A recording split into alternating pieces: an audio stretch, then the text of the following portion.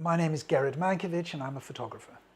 When I was a kid, I think my primary interest was in acting, drama. But my father, who was in show business, absolutely didn't want me to be an actor, or didn't think I had the ability to be an actor. And I hadn't shown any sort of interest in photography at all until one Sunday when the actor-comedian Peter Sellers came to have lunch with us all at the family house, because he was somebody my father worked with. They were colleagues. And Sellers was an incredibly enthusiastic amateur photographer, and he brought with him a complete Hasselblad kit, as well as a very early Polaroid camera, a 4x5 Polaroid camera. And he proceeded to take photographs of me and my brothers on the Polaroid. And I was just completely enraptured by this experience, because we're talking 1958. So Polaroid had not been around very long. They were very expensive. They weren't something that people were acquainted with. I certainly had never seen one before. So it was real magic. It had an element of the darkroom magic about it, because you saw the picture emerge. And Sellers took an extraordinary picture of me apparently holding my brother in my hand, inspired because he'd just finished making a film of Tom Thumb. And so he made my brother stand about 50 paces beyond me, and he lined us up in such a way that it appeared that he was standing in my hand. It was just magical. And then he showed me the Hasselblad, and he demonstrated the Hasselblad and allowed me to handle the Hasselblad, but he did it in a goon show Swedish chef voice. And I was in absolute hysterics, tears of laughter. And from that point on, I associated photography and cameras with laughter and fun. When he left, I said to my dad, you know, I think I'd really like to take up photography. And I guess this piece of information circulated around the family because the next Christmas, my granny produced this little camera called a Bensini Comet, which she got from Boots. And I took that on a holiday the next year when I was 14, I guess, 13 and a half. The school went on holiday to Holland, and I took it with me, and I took some photographs of Delft Cathedral.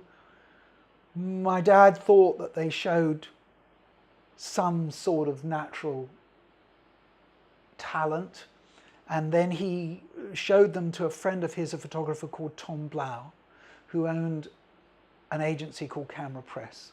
And Tom very generously offered me an apprenticeship. He said if I wanted to pursue photography when I left school, then he would give me an apprenticeship at Camera Press. And that's what I did. From that moment on, I was determined to leave school as soon as I could and go and work at Camera Press. And that's pretty much what I did. And he bought several of the pictures that I'd taken in Holland. And so from the very, very beginning, I equated photography with money. And that was, you know, my driving force was that this was a way I could earn money and have fun and do something that I thought I was really going to enjoy. And that's pretty much what I've done, you know, for the best part of 50 years.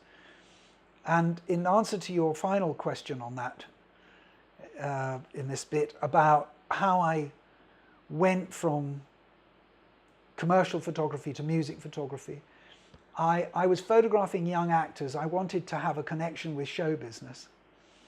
And I was photographing young actors.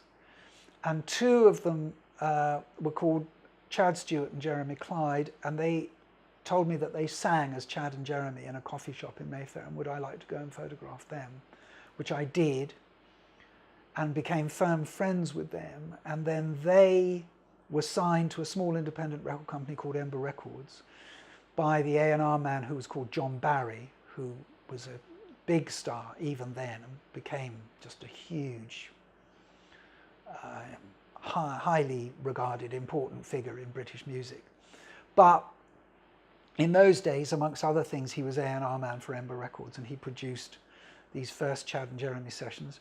And Ember Records employed me, they bought my pictures of Chad and Jeremy, they employed me to photograph other artists and do album covers, and suddenly, aged just about 17, I found myself in the music business.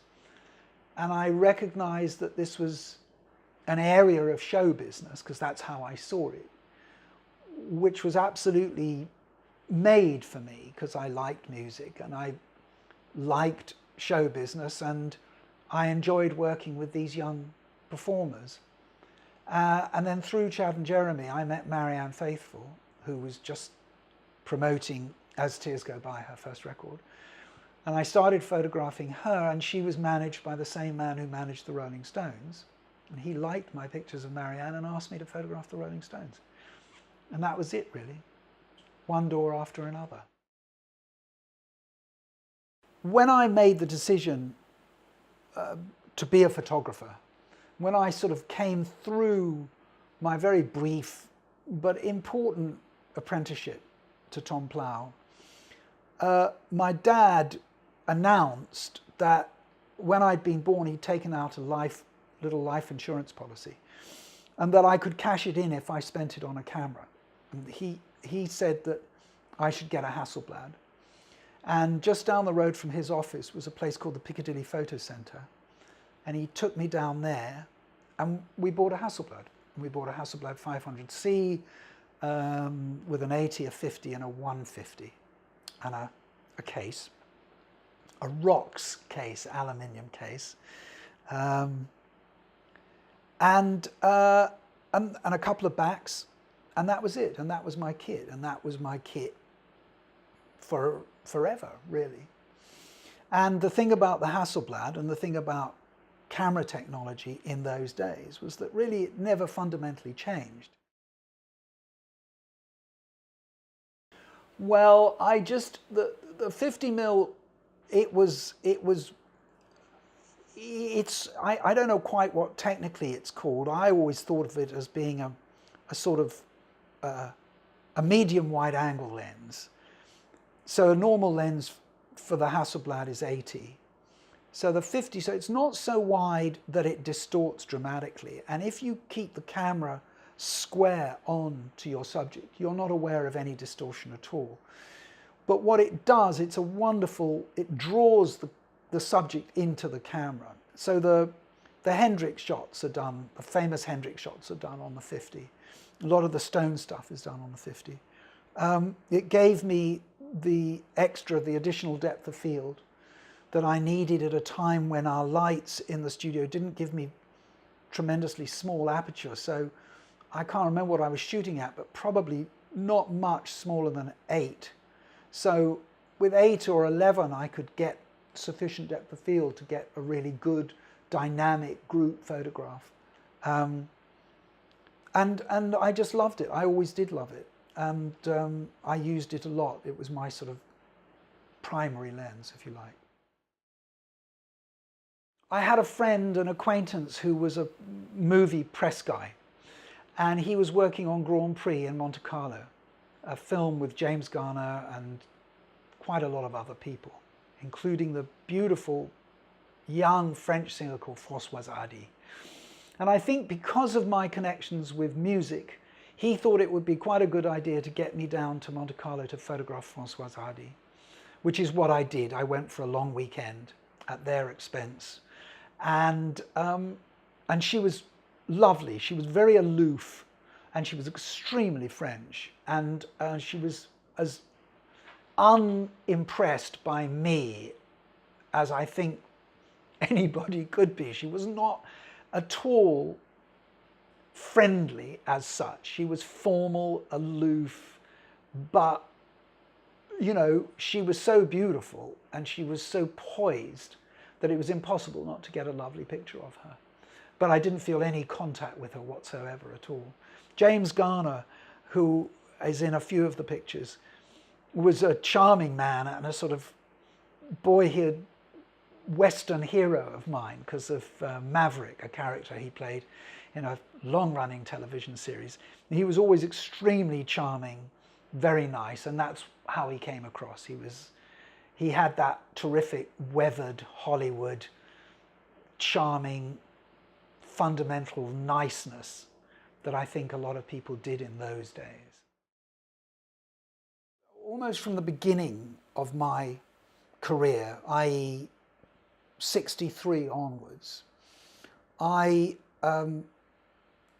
decided that I was at my best and most comfortable working in the studio with people coming to me.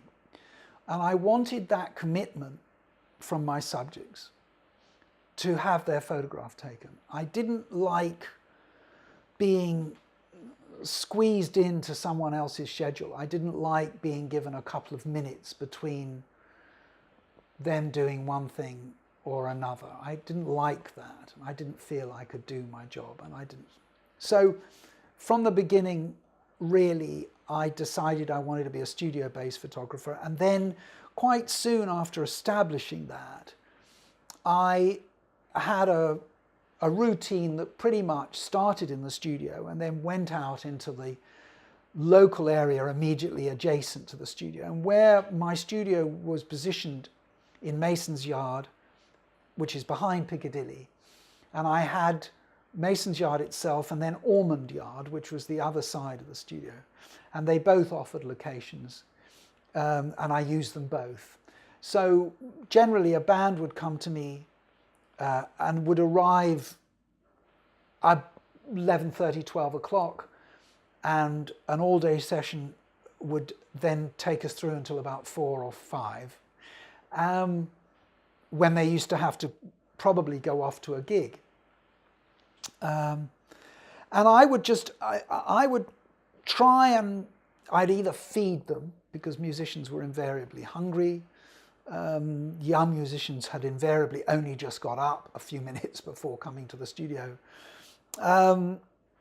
So I tried to feed them, and that gave me an opportunity to break the ice, gave me an opportunity to look at them. Sometimes I hadn't met them before, although often I would have tried to meet them prior to the session, but often that wasn't practical. So it would give me a chance to meet them, to look at them, to see them, to go through any changes of clothes that they might have brought with them.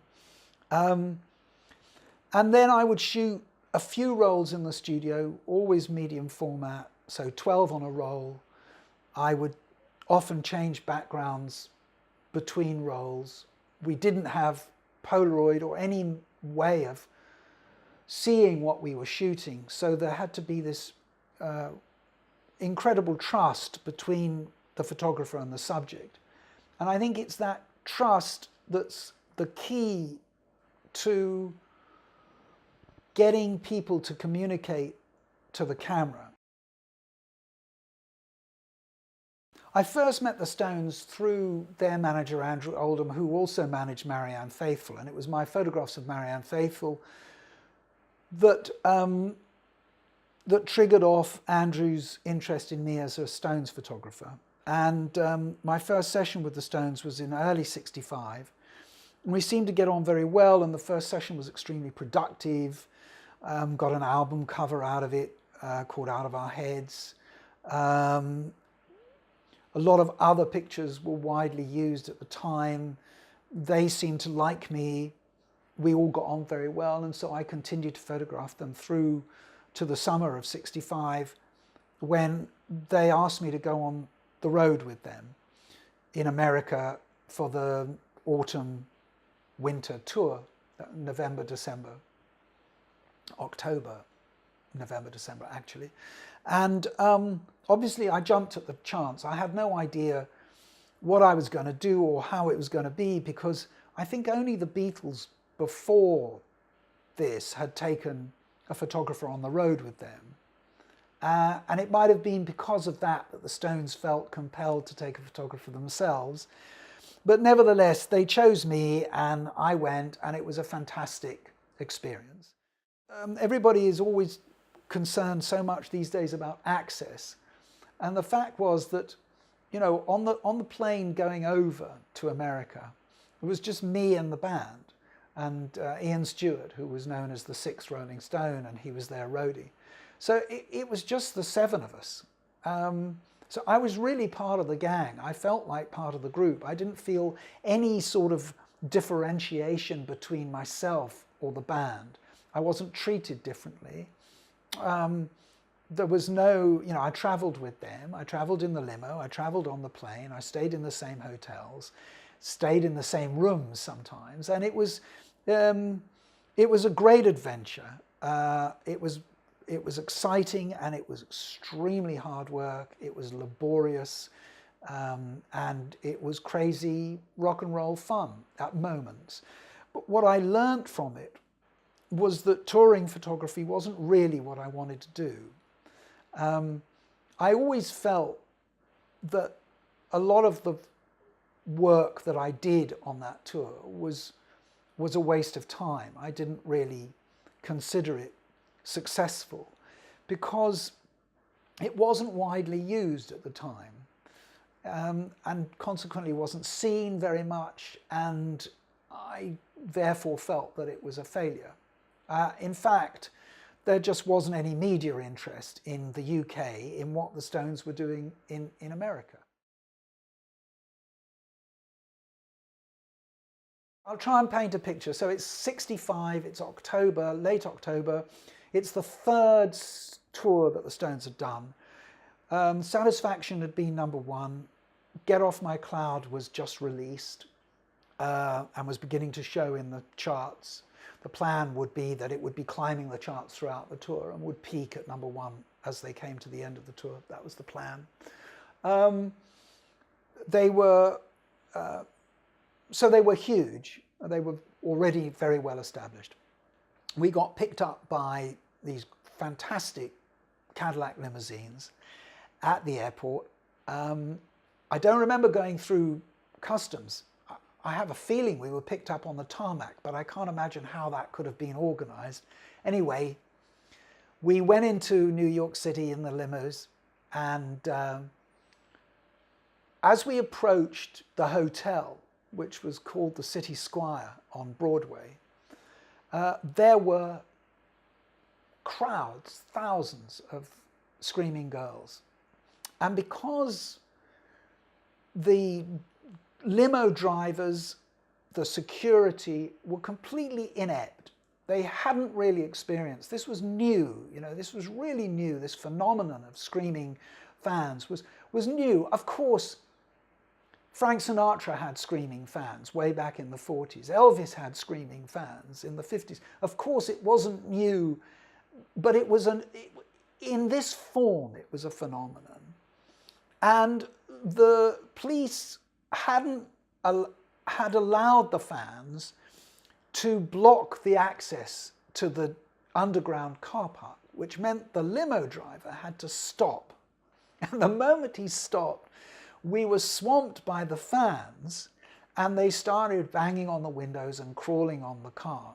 Now, I remember this to be fun. I mean, I remember Brian laughing, and even when the roof of the limo began to bow and we were all sort of holding it up, I don't think any of us imagined for a minute that we were going to be crushed. I don't think we felt in danger. We just felt that this was sort of mad and that it was funny. And Bill, throughout the whole episode, he was sitting in the front, was trying to entice a couple of the girls to come upstairs to his room. He hadn't even checked in. And so I don't think we ever felt threatened. And finally, it was probably only 3 or 4 minutes, but it felt like a long time. Finally, the limo driver was persuaded to sort of nudge his way through the crowd, and the few policemen managed to part the crowd, and we sort of slipped into the underground car park. And I think we thought it was funny. I don't think we thought it was really, I don't think we felt endangered.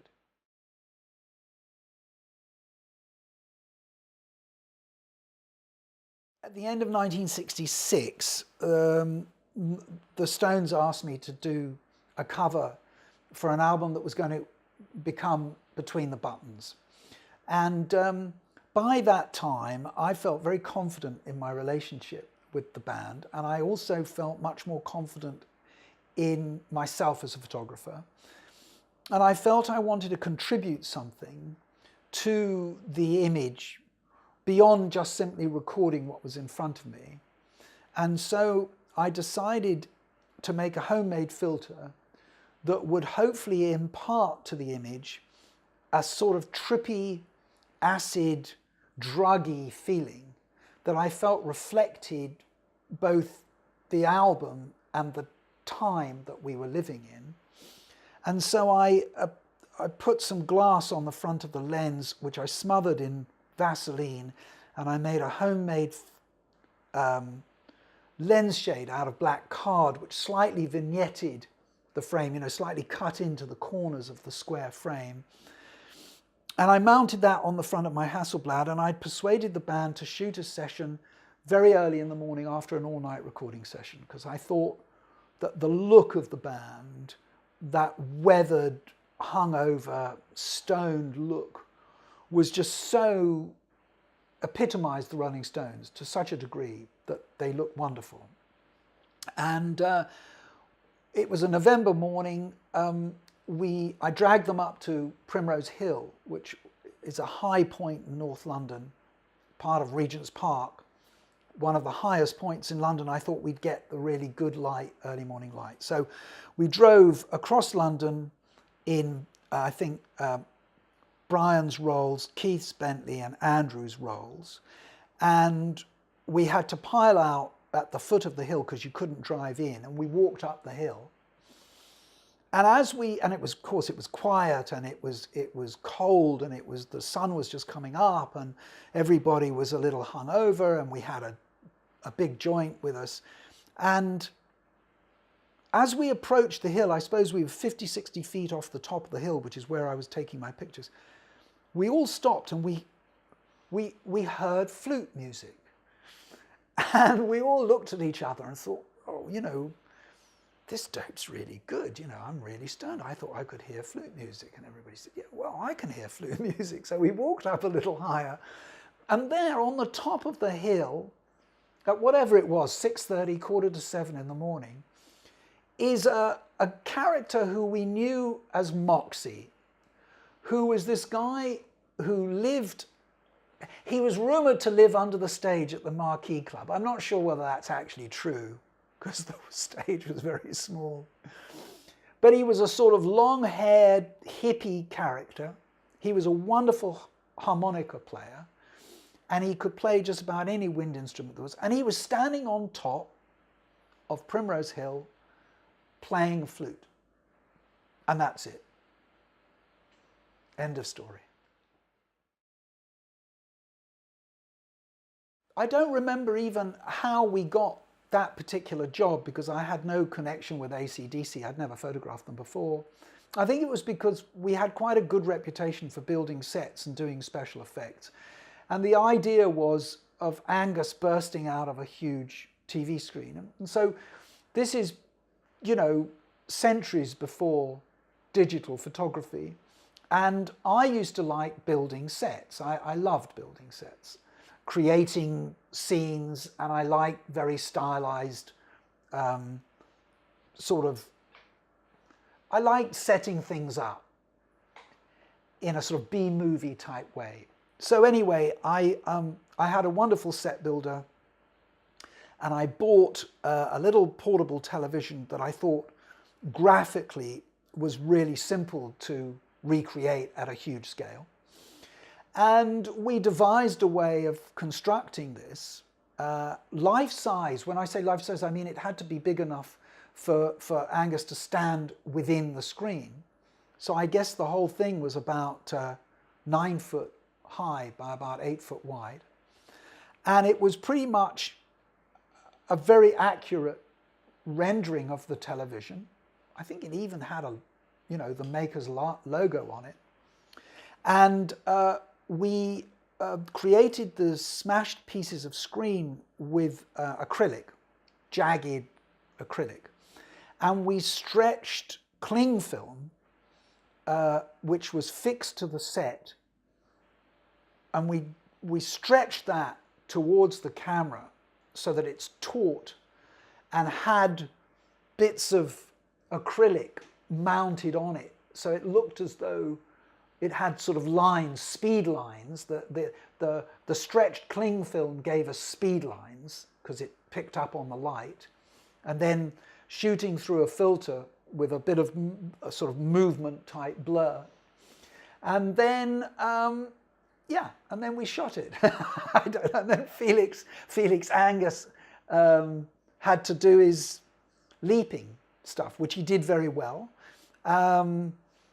It was fun. It was chaotic and it was fun. It was fraught with problems because of the scale, and every time he jumped out, a piece of acrylic would drop off. But it was very effective, and I think that I don't think it mattered at all if the flying glass looked a bit clumsy and a bit cheesy. No, it was good.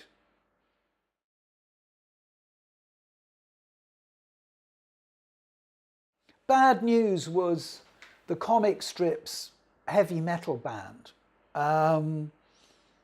Rick Mayall, Nigel Planer, Adrian Edmondson and Peter Richardson. And they'd actually become extremely famous, and I think this was their second album. And the art director was a very old friend of mine called Pierce Marchbank.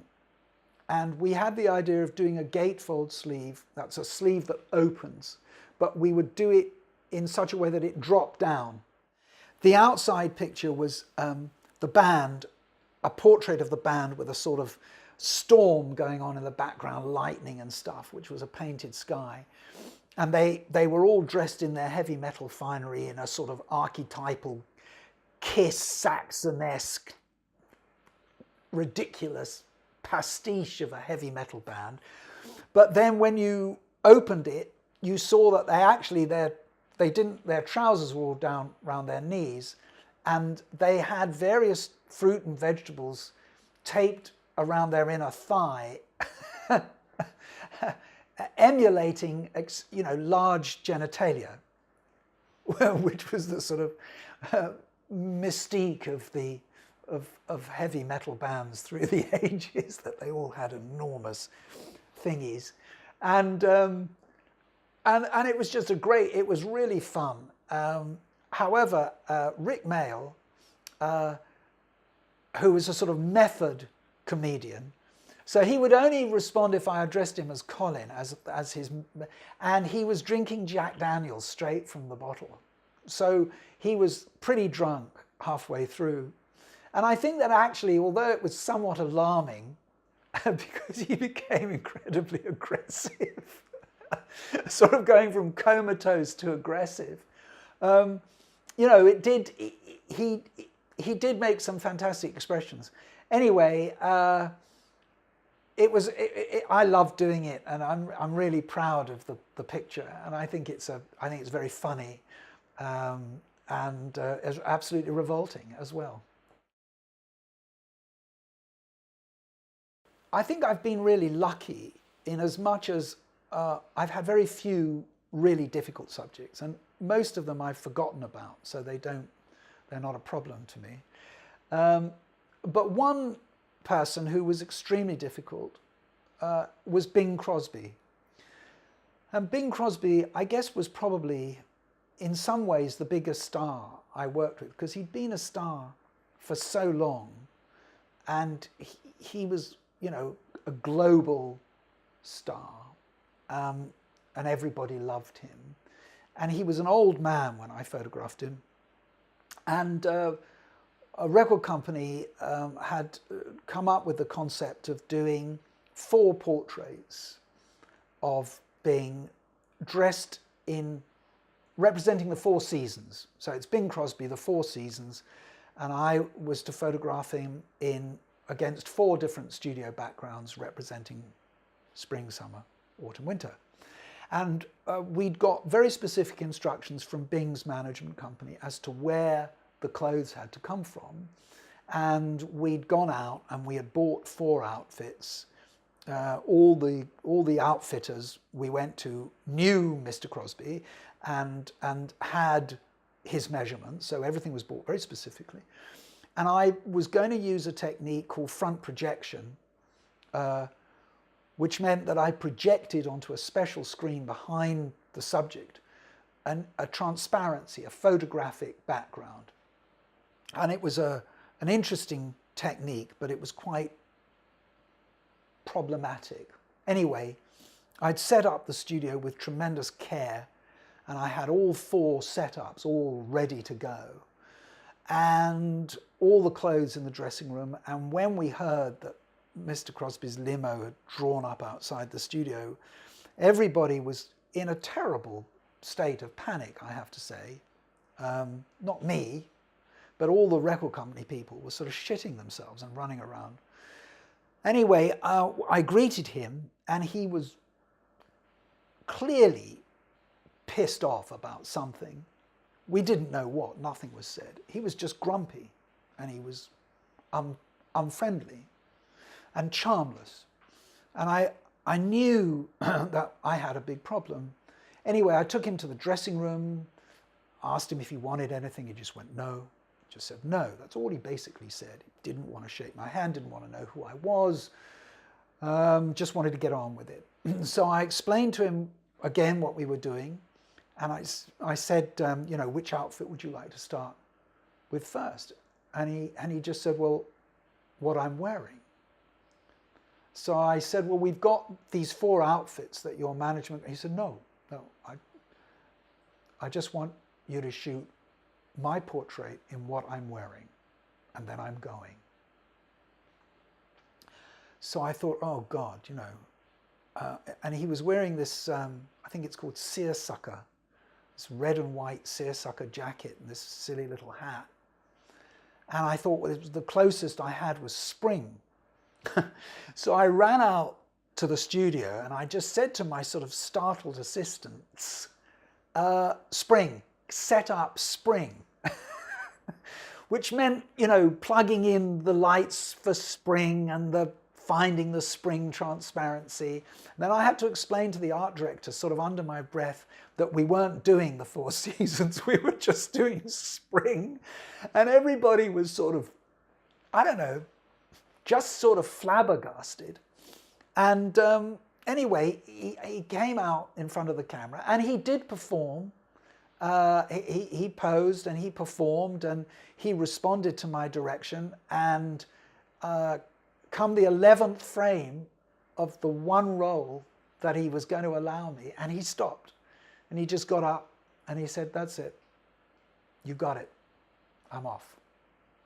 And there are 2 codas to this story. One, he died 2 days later, which is not funny.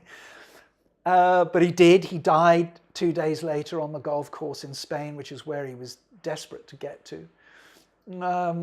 So it was the last studio session he did. It was the last album he made. But then a few years later, I was photographing somebody else. I'm afraid I can't remember who, but his producer came with him, and the producer reminded me, he said, oh, you probably don't remember me, but I was Bing Crosby's producer, and we did that session together. So I said to him, oh God, yes, all right, fine.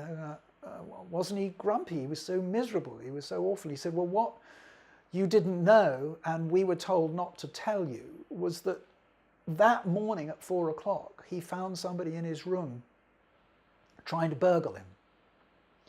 So actually, he was in a terrible state of shock and just wanted to get out of London. And of course, nobody had explained that. Nobody had told us. You know, nobody had said anything. We were just confronted with this miserable, grumpy, pissed off old man.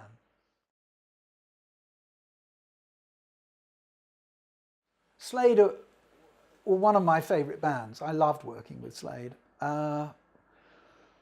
I think I probably worked with them more than I worked with any other band. I think I ended up by doing about 40 sessions with them, and all of their first 7 or 8 albums, I think, are mine. They were managed by Chas Chandler, who was the same man who managed and produced Jimmy. when I worked with Jimmy, and I'd known Chaz for a while. I'd shot other bands for him, and he first asked me to shoot Slade when they were called Ambrose Slade in '69. I shot 2 sessions with them in '69, and they were they looked very much like young men of the time. They had long hair and velvet jackets, and they didn't have very much to distinguish them, except Dave Hill was always eccentric and sort of bolshy and opinionated, and that sort of somehow came across from the beginning. But they were lovely guys. I really liked them. And then I did a session with them down on the South Coast when they were all actually quite hippie-ish with scarves and velvets and everything. We did a really lovely session, had a really nice day. And I got a call from Chaz about 6 or 7 weeks later saying we have to do another session with the band. And I was a bit taken aback, and I thought, wow, you know, is there something wrong with the last session? And he said, no, it's just, you know, they've shaved all their hair off. They're going to be skinheads. Now, I always understood that the band did that the band had this brainwave to change their image, to become. But somebody recently told me that it was Chaz's idea. I don't know. I'd have to check into that.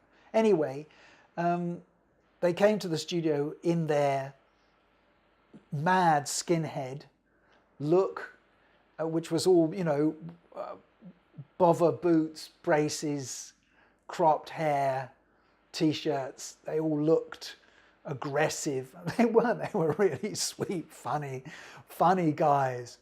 But they looked, I mean, it looked great, actually. They looked rather good, and it was a brilliant move. I mean, it changed everything. It got them off the ground, and then I continued to work with them through, I don't know, 7 or 8 complete changes of look.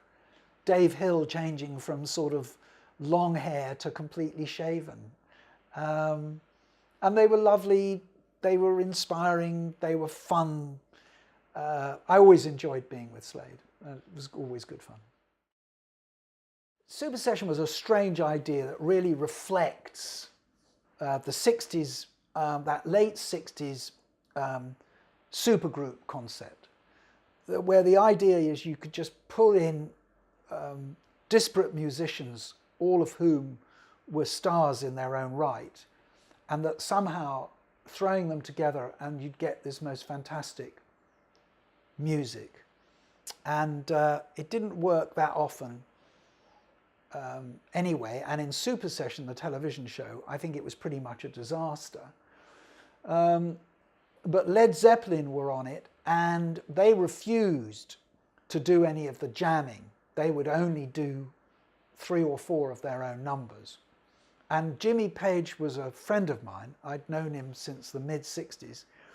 And he made sure that I was allowed to take pictures of them, because they were one of those bands who quite early on would not allow photographers.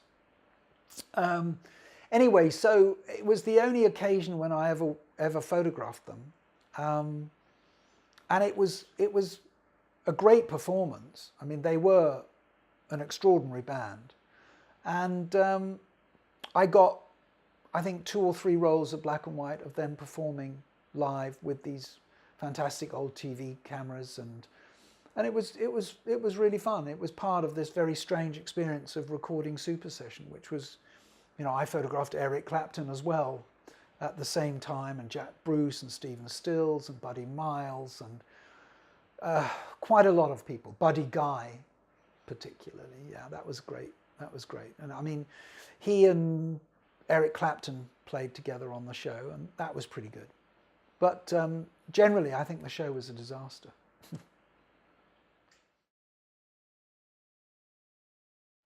I first photographed them very early on in their career, before Ian McLagan joined them. There was a guy called Jimmy Winston was in the band. And it's a they were very nice. I got on very well with them. We enjoyed each other's company, and I proceeded to photograph them extensively then for the next 2 or 3 years, and ultimately for the Ogden's Not Gone album, which was their most famous, notorious album, which was this album that was presented in a round sleeve, which was a great idea visually, but it kept on rolling off the shelves and it wasn't really marketable. But anyway, it was a great idea. And part of the idea was that this round sleeve, which was made like a cigarette, a tobacco tin, and so the front cover was the lid, a traditional looking lid of the tobacco, and it was called Ogden's Not Gone. And then you opened it, and it opened again and again and again, so that there were 8 connected discs.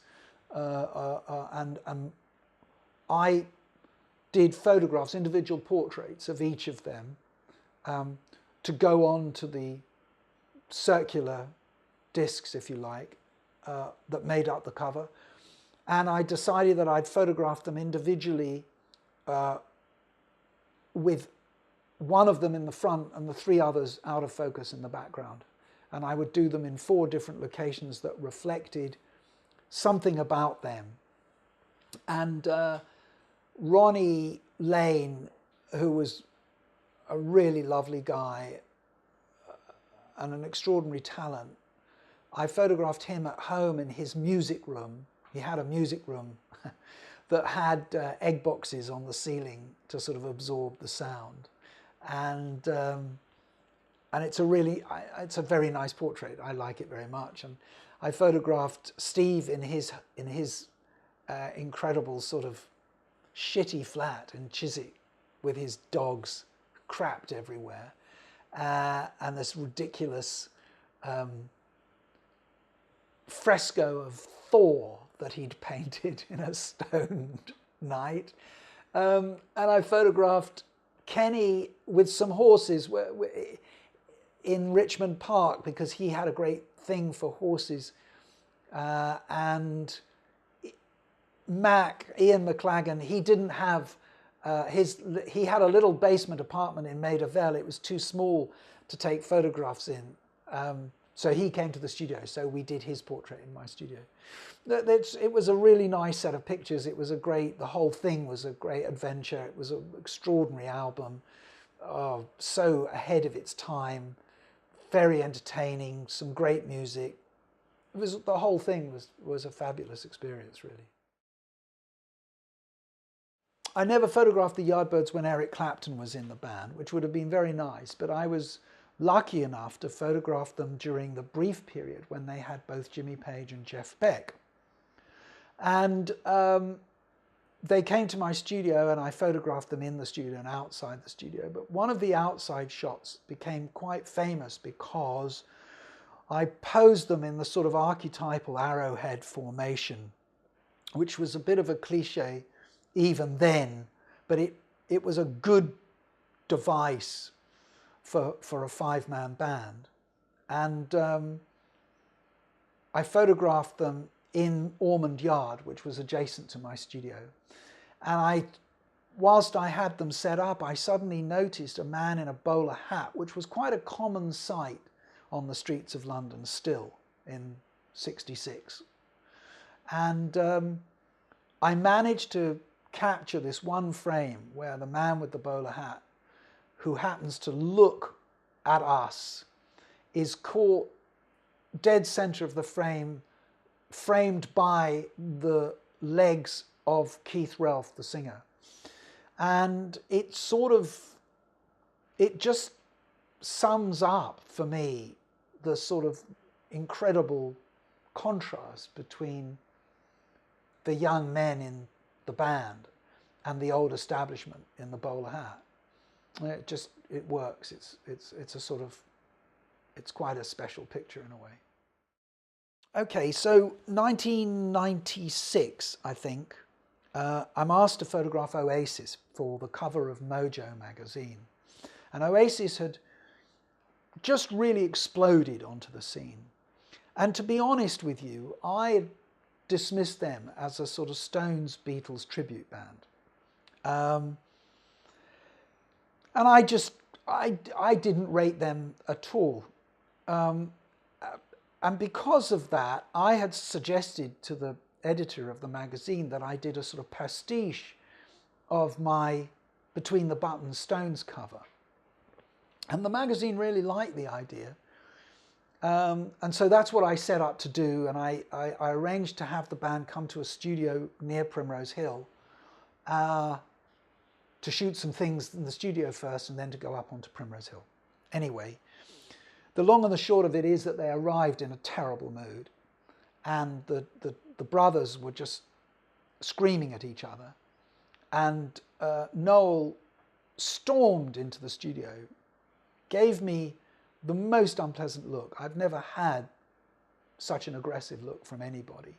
And Liam was just kicking the shit out of absolutely everything. The walls, the furniture, the kitchen, everything. He was just sort of kicking. And finally, Liam and the rest of the guys settled down in the kitchen, and Noel threw himself onto a sofa in the studio and apparently fell asleep. And I was left trying to make contact with Liam, and he just refused to acknowledge me at all. It was really weird.